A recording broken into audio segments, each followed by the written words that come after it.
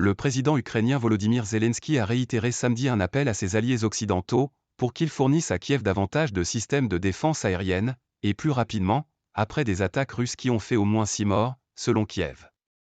Des attaques visant la ville portuaire d'Odessa, sur la mer Noire, dans la nuit de vendredi à samedi, ont entraîné la mort de 4 personnes, dont un jeune enfant, et la destruction d'un immeuble de 9 étages, selon des responsables officiels ukrainiens. 8 personnes ont été blessées dans l'attaque, selon les secouristes ukrainiens. Des images diffusées sur les réseaux sociaux montraient plusieurs étages d'un immeuble complètement effondré. Parallèlement, des bombardements ont tué un homme de 76 ans dans la région de Kharkiv, près de la frontière russe, et une autre personne dans celle méridionale de Kherson, selon les autorités régionales. La Russie continue de frapper des civils, a déploré le président Zelensky sur les réseaux sociaux.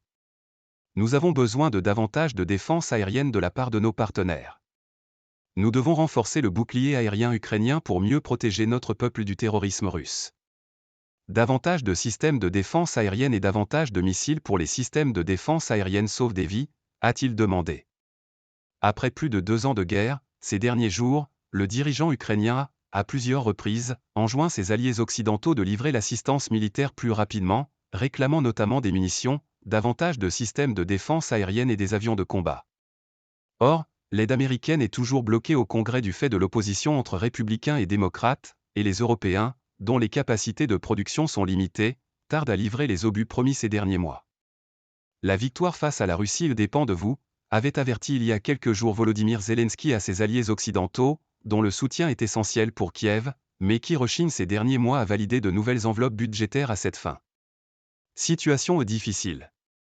Selon le ministre ukrainien de la Défense, Roustem Umerov, la moitié des armes occidentales promises à Kiev sont livrées avec du retard. Ce problème s'ajoute à la fatigue des soldats engagés sur le front, marqué par 2 ans d'une guerre éreintante, face à une armée russe plus nombreuse. L'armée de l'air ukrainienne a dit dimanche avoir intercepté 14 des 17 drones explosifs Shahed lancés par la Russie. De son côté, les forces de Kiev ont, semble-t-il, mené leur propre attaque de drones dans la nuit de vendredi à samedi, qui a endommagé un immeuble résidentiel de Saint-Pétersbourg, la deuxième ville de Russie située à environ 1000 km de la frontière avec l'Ukraine. La garde nationale russe a indiqué que le crash d'un drone était la cause probable de l'incident, qui a poussé à l'évacuation une centaine de personnes. Les autorités municipales avaient assuré plus tôt qu'aucune victime n'avait été recensée. Des vidéos diffusées sur les réseaux sociaux russes montraient ce qui semblait être un drone tombant du ciel dans le bâtiment et déclenchant une explosion, tandis que des habitants rapportaient des fenêtres soufflées et de petits incendies provoqués par un drone.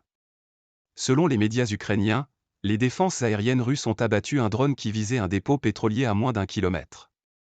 Ces derniers mois, l'armée ukrainienne a frappé à l'aide de drones explosifs plusieurs dépôts pétroliers russes, amputant les forces de Moscou de ressources importantes. Sur le front, les forces russes ont, elles, grignoté du terrain ces derniers jours, s'emparant de plusieurs petits villages du Donbass, et forçant les Ukrainiens à réorganiser leurs lignes de défense dans la zone. La situation sur le front reste difficile, mais contrôlée, a jugé samedi le commandant en chef ukrainien, Oleksandr Syrsky, à l'issue d'une visite des troupes engagées sur le front.